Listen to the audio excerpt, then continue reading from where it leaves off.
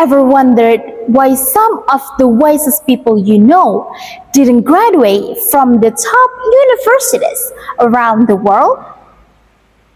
Well, good morning, ladies and gentlemen, the honorable judges, respected audiences, and my fellow friends. I am Marisa Clara Aprilia Butarbutar, an 11th grader of Smansa, Batam. Before I begin, I invite you all to take a brief moment to thank the Almighty God for the gift of life, health, and this incredible opportunity for us to gather here today. Ladies and gentlemen, we are taught to believe that knowledge is found between the covers of textbooks. But let me ask you this. Can a book prepare you for a heartbreak? Oh, and can a pet formula teach you how to comfort a grieving friend? Can a history lesson teach you how to rise up when life brings you down to your knees? Well, here's the thing. The truth is, some of the greatest lessons we learn come not from books, but from life itself. Both bitter and beautiful, they shape us in ways that no classroom ever could. Let me continue by sharing a very inspirational story of a friend of mine. I had a childhood friend. She used to go to my elementary school as well. Her name's Nadia. Nadia was the brightest girl I knew.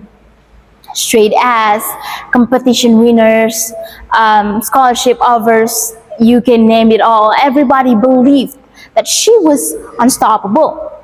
But one year, a tragedy struck. Her father, the sole provider of her family, died in a sudden car accident.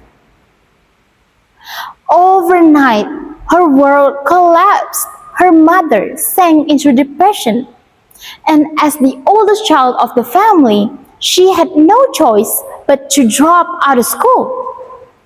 During the day, she took a job at a laundry shop, and at the night, she helped her mother taking care of her siblings. But I am here to tell you what no one ever expected. She did not give up. During midnight, she taught herself coding. You heard me right. While the world was sleeping, she learned coding by herself. And she used a borrowed second-hand phone with cracked glass. And I still can remember how it had barely any signal. It took her 3 years, and she did fail many times. But that didn't make her to stop believing, trying, and learning. She had moved out a few years ago, but the story I heard is that she is now a freelance web developer working for international clients, and she's putting her siblings to school. You heard me right. No diploma, no certificates, just grit. But Nadia is not alone. You know Albert Einstein, right? Arguably the most brilliant physicist of all time.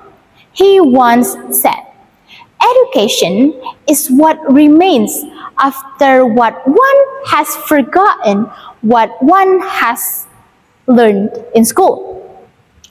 Albert Einstein himself used to struggle in school and was thought to have a learning disability.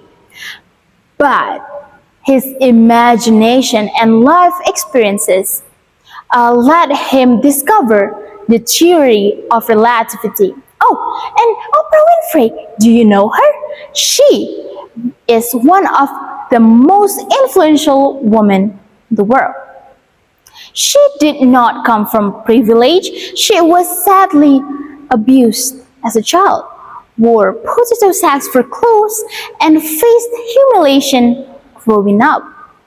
But those very struggles built her empathy, her power to communicate, and also her desire to uplift others. No textbooks ever gave her that. It was life itself. And now, let's look at the facts. According to a 2017 study by Harvard University, 70% of a person's success in life depends on emotional intelligence and adaptability.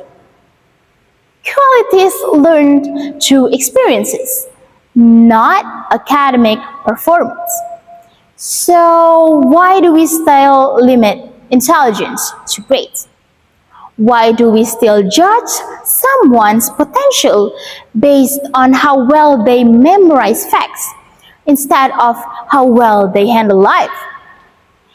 Don't get me wrong, formal education is indeed incredibly important. I do believe that.